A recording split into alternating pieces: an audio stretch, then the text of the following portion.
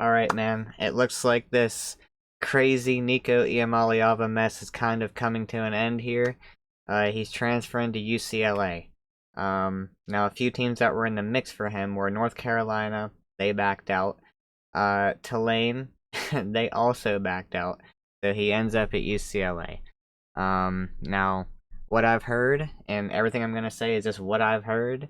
I don't know how true any of it is. I don't know that anybody really knows how true any of it is, but um, I've heard that UCLA is giving him significantly less than $4 million, which is rumored to be what he wanted at Tennessee.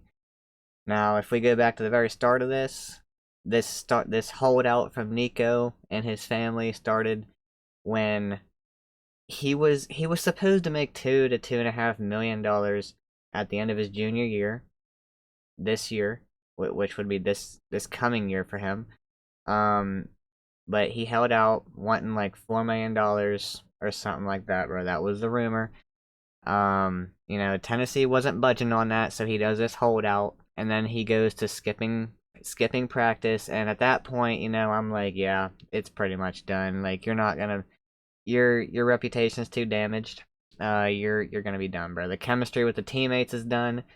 You know, it's it's a whole mess, bro. Um, it would just be too much of a distraction, in the locker room for him to come back. I honestly think if he went back to Tennessee, it would have made that team worse than what they're gonna be. I'm not saying they're gonna be bad, but I'm just saying they would have been a worse version than what they were gonna be if he came back, bro. Just saying.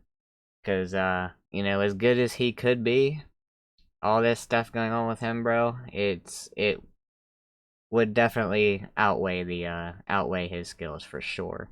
Because this is wow, bro. Probably the craziest story I've heard in a while in college football. 'Cause we had a freaking holdout in college football, bro. We had a holdout in college football. Like that's what you hear in the NFL, no? Like crazy. But yeah. So there was a little holdout. He wasn't getting the money that he was wanting. Um, so he hits the portal, and another thing. Apparently, Dan Lanning, the Oregon head coach, was the one who contacted Josh Heupel and told him about all this Nico stuff. I don't know how true that was. Um, or how Dan Lanning would even know about it unless he was talking to Nico and there's some tampering going on there. I don't know. This might have been debunked already, bro. I don't know. I'm not an official news source, so I don't, you know. I'm just going off what I see on social media, bro. Um, but yeah, then he commits to UCLA today, and I see a quote from someone on Nico's side, on his family or something, and they're like, "Oh, it was never about the money. It was about Josh Heupel. It was about Tennessee's offense." I'm like, what? It's about the offense? The same offense that put Joe Milton, in the NFL? I'm not saying Joe Milton's bad, bro, but he was no world beater, bro. He has a cannon of an arm, and that is the most appealing thing to him, about him. And Josh Heupel put him in the NFL, and where you look at freaking Hooker as well. Look at the season he had under Heupel's offense. It ain't the offense, bro. The offense was set up to let you shine, man. Like the offense is centered around you. Like this offense is so spread out. You can run the ball. You have receivers spread so far out wide. It gives those receivers such an advantage because you're putting those DBs on islands out there, bro. You just gotta make the throws, man. I don't know. I don't see how it would be Tennessee's offense that's the issue. It's set up just for him. Like it would be perfect. As a quarterback, you'd think it'd be perfect to win a playing that type of offense. So I don't really see how that makes much sense. Um unless he wasn't happy with how much he handed the ball off to the running back, which means you had a dog at running back in Dylan Sampson, so I don't know how you could really be mad at that, bro. Um but yeah, from the sounds of it, it seems like it was more on Nico's family's side than Nico himself. Um, which if that is true, that is that sucks, bro. That they put him in this kind of situation. But I'm looking at his last name right now, and I seen a meme that said he has Iamaleava in his name. And that cracked me up, bro. Nothing against him. Nothing against him, man, It's just a crazy story. And Tennessee fans, I know there's a lot of y'all on the channel, man. Let me know how you feel in the comments down below about this whole situation, bro. Let me know if anything that I said is not true. Again, this is just all stuff that I heard, bro. Yeah, he's going to UCLA, man, going back to Cali. On the day the spring transfer portal opens up for business, Nico Iamaleava is headed to Westwood. He's going to be a UCLA Bruin. What do we think about this? Is this a good move for Nico? Is this good for UCLA? Because you're inviting in Nico Iamaleava, a 5-star talent. Also have to believe there's some other stuff that comes with it. We'll break all of it down. So if you're a college football sicko, spring portal just opened up. Get locked in here, man. I'm locked in. The top coverage over I'm here locked on the in. YouTube channel from Pete Nakos, who's probably behind me in the war room, just dialing up some more intel for you. We got Steve Wiltfong here giving us a ton of intel. So make sure you are subscribed. Hit that subscribe button to get all the latest around the portal and around college football. Appreciate y'all in advance for doing that. So this started to bubble up really in the last hour or so here on this fine Wednesday afternoon. And Colin Cowherd puts out a tweet and says, hey, I'm hearing that Nico Iamaleava is going to be headed to UCLA. Family insists that it's not a money thing. It's about the Tennessee offense. Mm-hmm. And then, of course, you get the alert from the On3 Twitter account not that long ago that it is, of course, going to happen. You got Nico headed to UCLA. Let's start here, though, man. You can't tell me it's not about money. Exactly. You can't tell me it's not about money. You can't tell me it's raining while my leg is moist from another liquid. All right? You can't tell me that. All right? So we're talking about this whole thing being about money for why you're leaving Tennessee.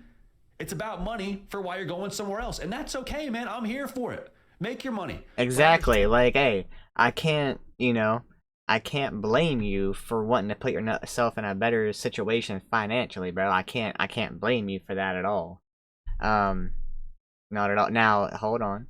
Now, if you were to go from like Tennessee to Bama or Tennessee to Florida, one of your rivals, that's different, man. That's a little bit different for me. I still don't like this committing to rivals stuff that happens quite often in college sports. I don't like that one bit. Now, if you go completely out of conference across the country, that's different, bro. I can't blame you for that. But one thing I don't like at all is committing to rivals, bro. That's just a whole lack of loyalty, bro. And now, when you act with that motivation, there's other things that come with that. And that's a big reason why he's no longer at Tennessee, because Tennessee didn't want to play ball in that way, which I don't think there's any fault for Tennessee in that way. In fact, we have our own opinion on that. But aside from money, I actually think this is probably the best case scenario, given an unkind situation for both Nico Iamaleava and for UCLA. If you're Nico, think about the other schools we were mentioning in connection to him, like G5 schools, going from the SEC to a lower level. Like, if you're Nico, dog, you still get to play in one of the best conferences in college football. In a situation where it looked like over the course of the last 24 hours, like, we didn't know where you were going to land, bro. We didn't know what the market was for you. So in some ways, this is like best case scenario for Nico. You're playing the Big Ten conference. Yeah, like when I seen he was looking into Tulane and North Carolina, I'm like, bro, what? Like, what? You're holding out for all this money, but you're gonna go to a group of 5 school?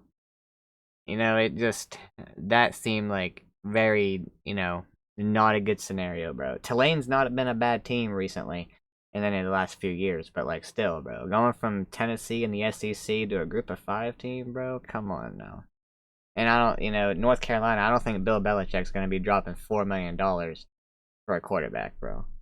The best conference in college football. Now, if you're UCLA, you got a 5-star talent at quarterback when your offense was abysmal last year. So I don't know the finances of all this. I'm sure that'll start to become more public here as this thing progresses, would be my guess. I'll say this. I have a very difficult time believing, again, if a report comes out after this is proving this, then so be it. Based on how things were trending, I have a difficult time believing that Nico Iamaleava got the $4 million asking price that he was going for from Tennessee. Just my 2 cents on this. If I'm Nico, though, man, like this is great. This is great. You ended up at a Big Ten school. You're back closer to home. Personally, I sincerely hope that Nico Iamaleava balls out, dude. I hope he does. Now he still has to win the job because Joey Aguilar, also there, transferring over from App State, had himself a good career as well. But if you're Nico, you get to work with A1 Tino Sinceri. Check this out. Stats by Cato. Cato producer of the hard count. We got Tino Sinceri just doing some portal magic with the previous quarterbacks that he's worked with. The last 3 seasons, first-year portal quarterbacks, all in his system, have had massive success. North of 30 total touchdowns for all 3 of those guys. Most recently, Curtis Rourke, transferring in from Ohio to Indiana, does Goodwill Hunting numbers. I mean, over 3,000 pass yards. He was up for Maxwell and Walter Camp as semifinalists. Like, you hear what I'm saying? You can walk into a system with Tino Sinceri, the quarterback's coach for UCLA, and have a lot of success. Okay, that sniper mentality he puts in his bio, I think that's a real thing. And if you put sniper mentality in your bio in general, that just tells me a lot about how you operate as a coach, as a human being. So with that being said, now for Nico, you got a chance. You're not ending up at a G5 school. You're not ending up somewhere outside of the top 2 conferences in college football. In a lot of ways, this is kind of like your second chance at this thing, dude. I hope so much for him, just as a human being, that he balls the heck out. And that we think about this for him at the end of his college career and say, oh, yeah, that was kind of crazy. But gosh, man, he took a tough situation with the advice he got from his counsel and from people in his life. And he just brushed all that off, rose above it, had a great career at UCLA. Now he's going to go have a great career on Sundays. That only happens for Nico if he's able to take control of his career. Yep. Hear me very clearly. Nico is in this situation not because of the NCAA, not because of the lack of regulation on NIL, not because of his counsel or his camp or whatever. Nico is in this situation because of Nico. It is nobody's fault but Nico Iamaleava that he was not there on Friday for that practice and Tennessee moved on. That's true. Now, did he get bad advice? Sure. Should there be more regulation around NIL? Of course. Is the NCAA a joke with how this whole thing came to be? Absolutely. But guess what, dude? If Nico shows up at practice on Friday for Tennessee, we're not having this discussion. He never ends up in the portal, is my guess on this thing. So, Nico, take control of your career, brother. You got 5-star tools, man. There's a reason why you were what you were as a prospect. I hope he balls out. But I'll tell you this, if he doesn't do that, if he doesn't take this upon himself to exercise what we call the no muscle, saying no to things that he believes aren't good for him or good for his career, and takes ownership, I mean, what's stopping this from happening again? Well, what's stopping Nico from ending up in the portal this time next year? So, again, I wish the best for him. I think that the whole thing at Tennessee, I'd be wildly surprised if that was a Nico-driven decision/situation to ask for more money. Can't tell me this about the Tennessee offense as to why he's in the portal, man. No. I mean, Joe Milton ended up in the NFL. Yep. Ken Hooker ended up in the NFL. You can't tell me if you're talking about Nico and his next stop was about the Tennessee offense. Like, miss me with that. That's exactly. Not the case. I agree, bro. 100% agree with that. It's not about the Tennessee offense. You know, there's not going to be much of a better offense in college football for a quarterback trying to make it on Sundays, bro. There's not much of a better system at all. So yeah, that whole thing is just BS, bro. I agree with JD right there, man. Yeah, like he also said, bro, I'm not wishing for him to fail. Tennessee fans, let me know what you think in the comments, bro. I'm excited to hear what y'all gotta think. I know there's a lot of y'all on the channel, man. So, yeah, I'm excited to see what y'all think, bro. Nico to UCLA, man. It's gonna be weird seeing him in the blue and gold over there. Man, I was excited, bro. You know, I liked watching him last year at Tennessee. I was excited to see him, you know, how he takes that next step in the Josh Heupel offense specifically, because I like the offensive design that Heupel has, bro. Like how everything is so spread out, dude. I love the design, man. I really do. And that's why I just automatically brush off this is about the Tennessee offense shit. I just brush it off, bro. There's just no freaking way. There's just no way. But yeah, again, let me know what y'all think in the comments, bro. Yeah, I'll catch y'all in the next one, man.